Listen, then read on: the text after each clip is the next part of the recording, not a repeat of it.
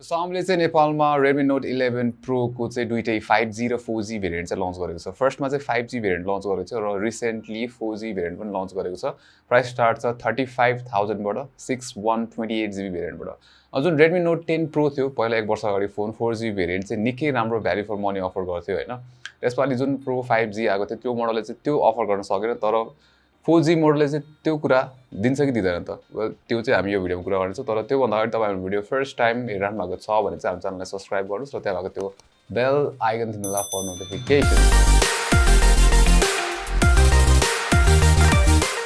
So 11 Pro को जुन 4G र 5G मोडल छ अलमोस्ट सेम नै हो हैन। चिपसेट फरक छ, डिजाइन सेम छ र कुनै कुनै सानो कुराहरु फरक छ हैन। र हुन्छ नि सबभन्दा ठूलो फरक भनेको चाहिँ यसमा चिपसेट भनिहाले परफर्मेन्स हैन र त्यो परफर्मेन्सले गर्दाखेरि नै मलाई चाहिँ 4G चाहिँ खासै त्यति चित्त बुझेको छैन हैन। के छ भन्दाखेरि यसमा चाहिँ हाम्रो स्न्यापड्रागन को सट्टा चाहिँ MediaTek को चिपसेट युज गरिरहेको छ Helio G96 भन्ने चिपसेट 8 नैनोमिटर चिपसेट हो र यो चिपसेट चाहिँ जुन स्न्यापड्रागन 695 11 Pro 5G मा युज भइरहेको चिपसेट भन्दा चाहिँ अलिकति लेस पावरफुल। त्यसैगरी जुन स्न्यापड्रागन 732G भन्ने चिपसेट छ जुन चाहिँ Note 10 Pro मा युज भएको थियो त्यो भन्दा चाहिँ लेस पावरफुल छ कम्पेयर हुन्छ नि कम्पेयर गर्दाखेरि स्पेशली GPU को केसमा चाहिँ हैन। सो त्यसले गर्दाखेरि चाहिँ अब यसको हुन्छ नि नर्मल जुन हामीले गर्छौं नेभिगेसनहरु त्यसपछि एप्सहरु चलाउने त्यसमा खासै इश्यूज हुँदैन हैन। तर जतिखेर चाहिँ अब गेम्सहरु खेल्न थाल्छ त्यतिखेर चाहिँ हुन्छ नि हामीले यसमा चाहिँ ड्रप परफर्मेन्स ड्रपहरु चाहिँ देख्छौं। स्पेशली जन बेन्चमार्क हेर्ने हो भने CPU परफर्मेन्समा चाहिँ यो अलि पछाडी नै पर्छ। दुईटै 11 Pro 5G र Note 10 Pro को 4G भेरिएन्ट भन्दा पछाडी पर्छ हैन। जस्तै हामीले AnTuTu मा हेर्ने हो भने त्यो चाहिँ लोअर नै र्याङ्क गर्छ Note 10 Pro 4G र 11 Pro 5G भन्दा। अब त्यसैगरी हाम्रो 3D Mark वाइल्डलाइफ बेन्चमार्क हेर्ने हो भने त्यसमा चाहिँ यसको स्कोर चाहिँ अलि लो नै छ। सो गेमिङमा हामीले PUBG मोबाइल चाहिँ के छ भन्दाखेरि स्मुथ ग्राफिक्स त्यसैगरी अल्ट्रा FPS सम्म दिन्छ। त्यसैगरी HD ग्राफिक्समा चाहिँ हाई FPS सम्म खेल्न मिल्छ। एक्सट्रिम FPS अप्सन चाहिँ पाउँदैन र यो चाहिँ चिपसेटले गर्दाखेरि हो नि चिपसेटले गर्दाखेरि चाहिँ यो लिमिटेड छ ग्राफिक्स अप्सनमा। अब स्मुथ अल्ट्रामा खेल्ने हो भने चाहिँ 39.8 को चाहिँ एभरेज FPS दिन्छ यसले। स्टडर पनि थिएन र फ्रेम ड्रप्स पनि अलमोस्ट जेरो नै भन्दा पनि हुन्छ। त्यसैगरी कल अफ ड्युटी मोबाइल चाहिँ हामीले मिडियम हाई अप्सनसम्म चाहिँ खेल्न सक्छौं हैन। Medium graphics high FPS Max FPS option चाहिँ यसमा आउँदैन। मिडियम हाईमा खेल्दाखेरि चाहिँ COD स्मुथ नै चल्छ 58.4 एभरेज FPS दिइरहेको थियो। त्यसैगरी फ्रेम ड्रप्सहरु चाहिँ एकदमै थोरै थियो जस ओभरअल स्मुथ गेम प्ले। अब गेन्सन इम्प्याक्ट चाहिँ जुन चाहिँ वान अफ द हेभिएस्ट टाइटलमा पर्छ गेमहरु हैन यो चाहिँ हामीले लोएस्ट ग्राफिक्स सेटिङमा खेलेको थियो 30 FPS क्याप राखेर र गेम खेल्दाखेरि चाहिँ हाम्रो एभरेज FPS थियो 26.5 FPS ड्रप्सहरु टन्नै देखिन्छ। त्यसैगरी स्टडर पनि 3 to 4% जति चाहिँ देखिन्छ यसमा। सो त्यो त भयो परफर्मेन्सको कुरा। अब डिजाइन चाहिँ सेम नै हो डिटो 11 Pro 5G। हल्का फरक चाहिँ के देखिन्छ भन्दा क्यामेरा मोड्युल पनि सेम नै हो नि तर यहाँ चाहिँ एक्स्ट्रा एउटा डेप्थ सेन्सर दिएको छ। सो यसमा त 4 वटा टोटल सेन्सर छ भने 5G भेरिएन्टमा चाहिँ हामीले 3टा सेन्सर मात्र पाउँछौं क्यामेराको। त्यसैगरी ग्लास ब्याक हो प्लास्टिक फ्रेम युज गर्छ। त्यसैगरी साइडको चाहिँ त्यसैगरी यसमा डेडिकेटेड स्पिकर डुअल चाहिँ होइन हैन। माथिकोले चाहिँ एज अ सेकेन्डरी एयरपिस जस्तो नि काम गर्छ जुन चाहिँ 11 Pro 5G मा नि सेम नै हो। त्यसैगरी USB टाइप सी तलबाट दिएको छ र 3.5 मिटर हेडफोन ज्याक पनि आउँछ यसमा। अब साइड माउन्टेड फिंगरप्रिन्ट सेन्सर दिएको छ जसले चाहिँ एज ए अब पावर बटन पनि काम गर्छ हैन। त्यसैगरी फिंगरप्रिन्ट सेन्सर चाहिँ फास्ट छ एक्युरेट छ नो इश्यूज प्लस यसमा चाहिँ IP53 रेटिङ पनि आउँछ। सो डिजाइन चाहिँ यसको राम्रो छ फर द प्राइस। अब डिजाइन जसरी डिस्प्ले पनि 11 Pro 5G र 4G भेरिएन्टको चाहिँ सेम नै छ। 6.67 इन्चको एमोलेड प्यानल दिएको छ। फुल HD सुपर एमोलेड भइहाल्यो। त्यसैगरी यसमा SDR सपोर्ट चाहिँ छैन तर DCI-P3 कलर प्रोफाइल चाहिँ सपोर्ट गर्छ र विविड कलर प्रोफाइल युज गर्नु भए चाहिँ DCI-P3 मा हुन्छ र कलर एक्युरेसी निकै राम्रो छ यो प्रोफाइलमा हैन। त्यसैगरी तपाईले एकदम विविड कलर्सहरु पाउनुहुन्छ। सो कन्टेन्टहरु हेर्नको लागि निकै राम्रो डिस्प्ले। त्यसैगरी नेटफ्लिक्स जस्तो स्ट्रिमिङ सर्भिसमा चाहिँ हामीले वाइड बाइन्ड L1 सपोर्ट पनि पाउँछ जसको मतलब HD स्ट्रिमिङ गर्न सक्नुहुन्छ तपाईले जुन चाहिँ राम्रो हो हैन। त्यसैगरी ब्राइटनेस पनि अब 700 निट्स अप टु 700 निट्स छ यसको। जो ब्राइटनेस पनि तपाईले आउटडोर्स चलाउनु भयो भने मजाले पुग्छ केही पनि इश्यूजहरु हुँदैन।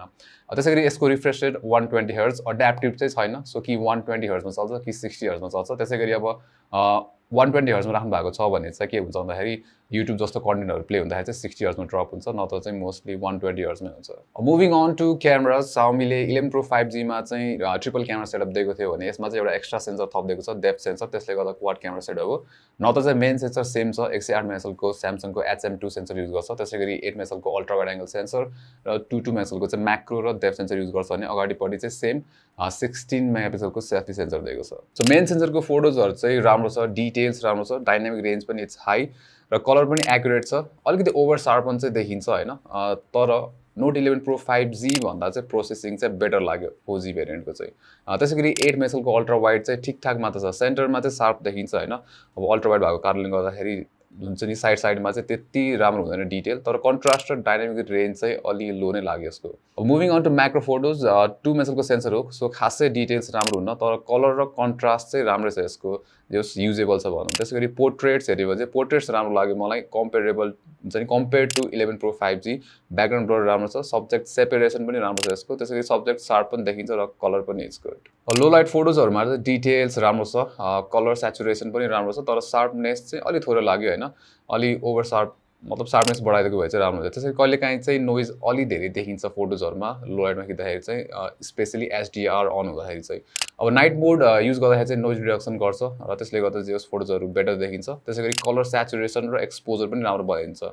नाइट मोडले चाहिँ मुभिङ अन टु सेल्फिज 16 मेगापिक्सलको सेल्फी क्यामेरा चाहिँ एभरेज नै छ डिटेल्स त्यति साह्रो छैन तर सब्जेक्ट चाहिँ जहिले पनि फोकसमा हुन्छ र एक्सपोजर पनि राम्रो छ त्यसैगरी कलर पनि एक्युरेट देखिन्छ so Redmi Note 11 Pro 4G ले चाहिँ 4K सपोर्ट गर्दैन भिडियोजहरु 1080p 30 fps सम्म मात्र खिच्छ similar to Redmi Note 11 Pro 5G यसको चाहिँ चिपसेटले पनि सपोर्ट गर्दैन सो त्यही भएर पनि दिएको छैन अब के छ भन्दाखेरि 1080p को फुटेजको क्वालिटीको कुरा गर्ने हो भने शार्पनेसहरु राम्रै छ हैन त्यसैगरी अब EIS पनि इन्क्लुडेड छ सो प्यानहरु गर्दाखेरि फुटेज स्टेबल नै हुन्छ कलर कन्ट्रास्ट राम्रो छ तर डायनामिक रेन्ज चाहिँ एभरेज मात्र छ अब अल्ट्रा वाइड चाहिँ 8 मेगापिक्सल मात्र भएको कारणले गर्दाखेरि हामीले त्यति शार्प फुटेजहरु पाउँदैनौं तर कलर कन्ट्रास्ट राम्रो छ एक्युरेट पनि छ कलर्स त्यसैगरी डायनामिक रेन्ज पनि इट्स फाइन अब ब्याट्री चाहिँ यसमा Note 11 Pro 5G जसरी नै 5000 mAh दिएको छ तर के छ भन्दाखेरि चिपसेट चाहिँ जुन 5G भेरिएन्ट छ त्यसको चाहिँ Snapdragon 695 चाहिँ 6 नानोमिटरमा बनेको र यसको जुन Helio G96 छ त्यो चाहिँ 12 नानोमिटरमा बनेको छ हैन सो त्यसले गर्दा एफिसिएन्सीमा चाहिँ फरक पर्छ सो सेम ब्याट्री क्यापेसिटी भए पनि यसले चाहिँ 11 Pro 5G जतिको ब्याट्री ब्याकअप दिदैन एभरेज युजेसमा 6 to 7 आवर्स जतिको चाहिँ स्क्रिन अन टाइम दिन्छ अब चार्जिङ चाहिँ सेम नै हो 67 वाटको फास्ट चार्जिङ छ सो त्यसले गर्दाखेरि तपाईले 30 मिनेट्समा 74% जति चार्ज हुन्छ भने फुल चार्ज हुन चाहिँ अराउन्ड 45 to 48 मिनेट्स जस्तो चाहिँ लाग्छ सो ओएस पनि यसमा Android 11 आउँछ MIUI 13 हो so out of the box Android 12 अझै सबै पनि आएको छैन यसमा हैन सो द्याट्स स्याड अब यसमा ओएस को कुरा गर्ने हो भने ब्लोटर्सहरु हामीले अलिअलि भेटाउँछौं त्यसैले एड्स पनि पाउँछौं obviously Xiaomi को फोन भएपछि हैन अब के छ भन्दाखेरि एनिमेसन्सहरु पहिला भन्दा बेटर छन् हैन तर यसमा जुन 120 Hz रिफ्रेश रेटको स्मुथनेस छ नि त्यो चाहिँ कहिलेकाहीँ जस्तै अब हामी यताउता चलाउँदाखेरि चाहिँ त्यो एनिमेसन्सहरु कम्प्लिटली फास्ट जस्तो फिल चाहिँ हुँदैन सो त्यसमा चाहिँ अलिकति इम्प्रुभ चाहिँ गर्नुपर्ने छ त्यसैगरी यसमा अब डुअल स्पिकर भनिहाले हैन लाइक राम्रो छ स्पिकर क्वालिटी रिच छ साउन्ड क्वालिटी त्यसैगरी लाउडनेस पनि मज्जाको छ तर यसमा जुन 5G भेरिएन्टमा चाहिँ डल्बी एटमोसको इन्हान्समेन्ट आउँछ भने यसमा चाहिँ त्यो चाहिँ आउँदैन त्यसैगरी भाइब्रेसन मोडर पनि यसपालि इम्प्रुभ भएको छ 5G जसरी नै यसमा 4G मा नि राम्रो दिएको छ हैन त्यो स्ट्रङ छ र फिडब्याक पनि राम्रो छ